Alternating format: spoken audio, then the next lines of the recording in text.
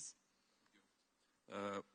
De-skilling, I heard this word, and this is a very important word, and how to prevent the de-skilling and how to stop actually this process. There are many ways how to do that, and maybe one of those ways is really like we have invented more or less in Estonia. Actually, this process started already more than 10 years ago, and it was called a process like Tiger Leap. And I saw also from one presentation, one logo of Tiger Leap Foundation that was actually from Estonia. It all started basically from the internet. We connected all our schools. We invested quite heavily into the infrastructure in schools and computers and etc. This is a first step, because without being online, you cannot go further. Now, a few years ago, we started another program which is called as a Coding Tiger, and it is really how to take teaching of coding into the schools. It is not about actually the programming or coding itself. It's more how to develop also the innovation, how to bring the innovation and technology into the schools. And it is actually under the curriculum which is called Technology and Innovation.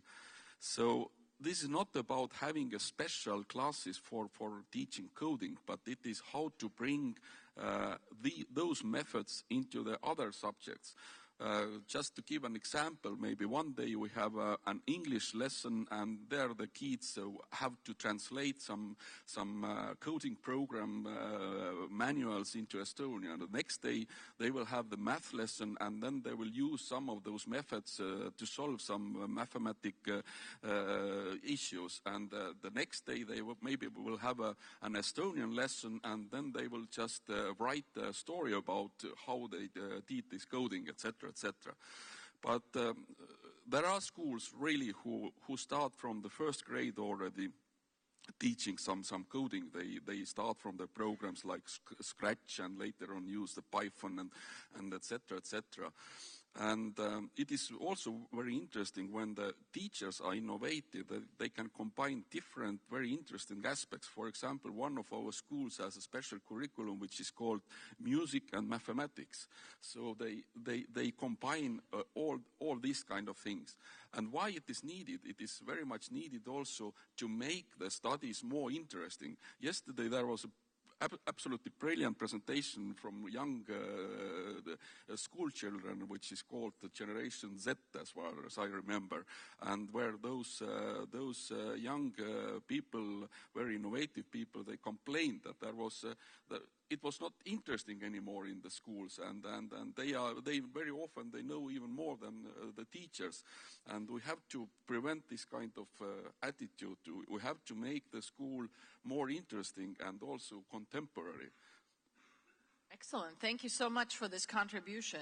I think you're absolutely right not to teach coding and technology as a separate topic, but to really incorporate it in the existing curriculum. Exactly. You're absolutely right, because I think, frankly, in a coding class, probably the kids would have the teachers, would teach the teachers, so to speak. So you're absolutely right. I think it's a very valid point that you're making.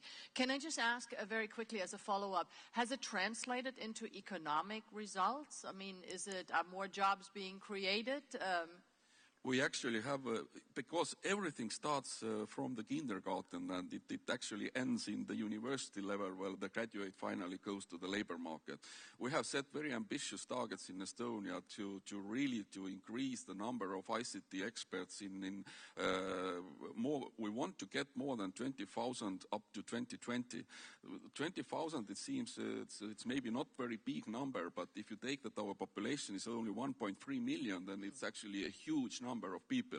And we see also from the government side it's a very good investment, because the payback time is so short, because average employee in ICT sector produces 2 times higher value added per year than an average employee. That's why it's very quick payback. Plus helps create other jobs in the economy. Yes, sure. So very good point. Thank you so much, Erki. I'm very glad that we have a very good example right here from Europe in this area.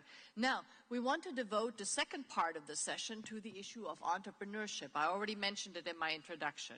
And this topic will be introduced by no other than Doug Richard, perhaps best known as a former dragon in the famous BBC series Dragon's Den.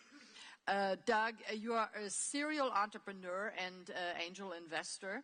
In 2008, you founded the School for Startups, an enterprise focused on teaching entrepreneurship across the UK in partnership with UK universities, the Royal Institution, and the British Library. Most recently, you published your first book entitled How to Start a Creative Business.